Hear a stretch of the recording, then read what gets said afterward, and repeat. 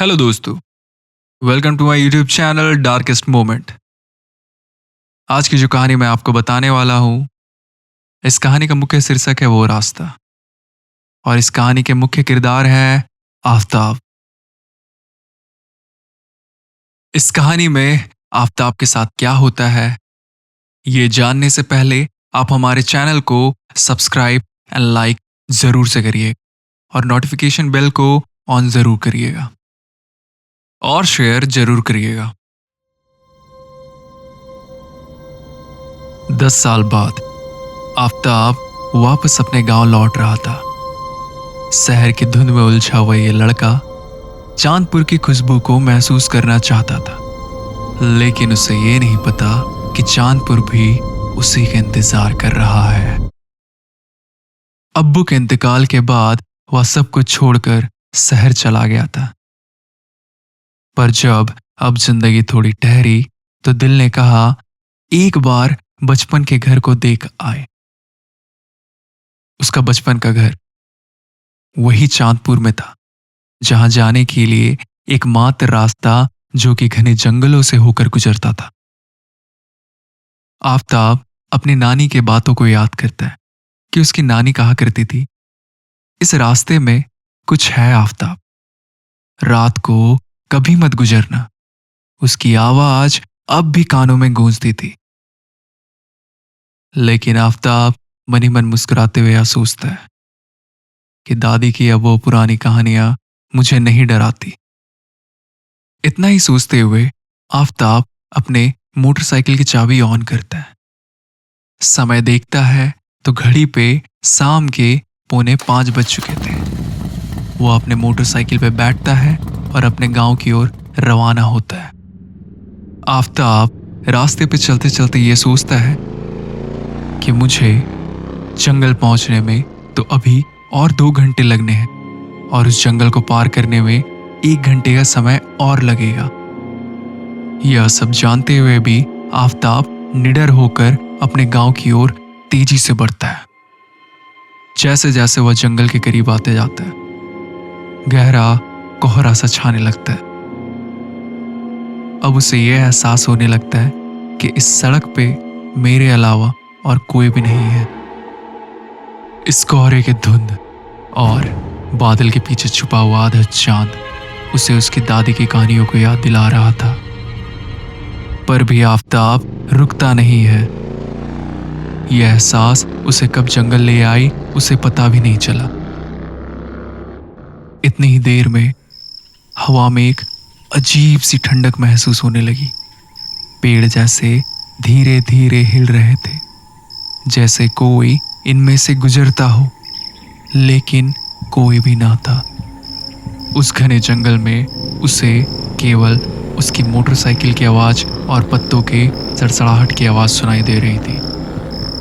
कुछ दूर चलते ही उसकी मोटरसाइकिल खड़ खड़ की आवाज करने लगी और अचानक एक झटके में उसकी बाइक रुक गई।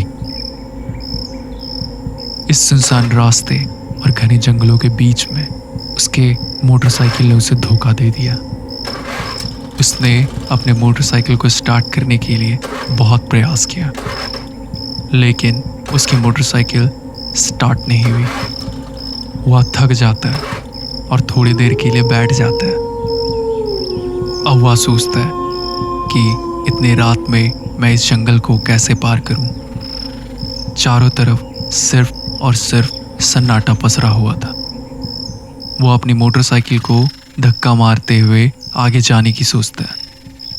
इतने में ही एक आवाज सुनाई देती है। वो आवाज किसी की हंसने की सुनाई देती है। पहले तो लगा कि दिमाग का वहम होगा। उसे नजरअंदाज करते हुए वो आगे बढ़ता जाता है। आफताब दोबारा वही हंसी की आवाज सुनता है, लेकिन इस बार वो आवाज काफी ज्यादा उसके करीब आ गई थी। इतने में ही आफताब घबरा जाता है। इतने में ही आफताब चिल्लाकर कहता है, कौन है वहां? कौन है?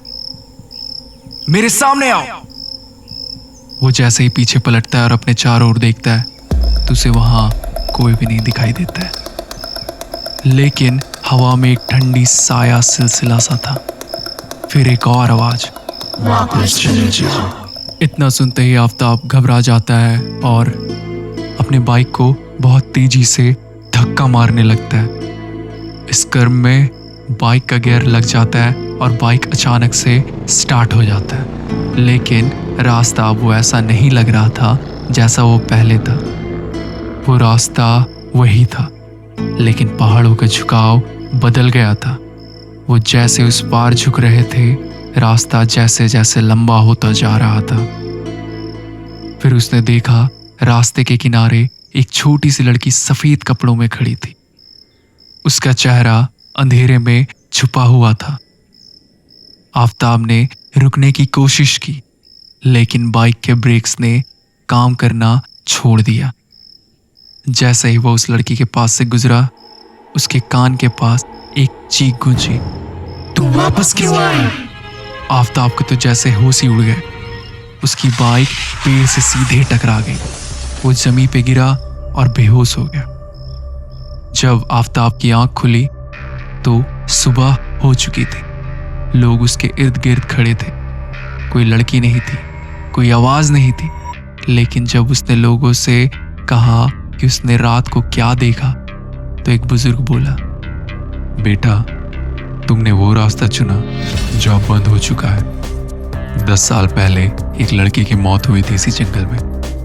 तब से लोग कहते हैं कि उसकी रूह इस रास्ते से किसी को गुजरने नहीं देती। आफताब ने बस एक बार फिर उस जंगल की तरफ देखा। पेड़ों के दरमियां वो सफेद झलक जैसे अब उसे ही देख रही हो। इस कहानी को सुनने के लिए आप सभी को बहुत बहुत धन्यवाद। ये कहानी आपको कैसे लगी, आप हमें कमेंट करके ज़रूर बताएं। इस प्रकार की कहानियाँ सुनने के लिए और हमें सपोर्ट करने के लिए हमारे चैनल डार्केस्ट मोमेंट को ज़रूर सब्सक्राइब करें। धन्यवाद।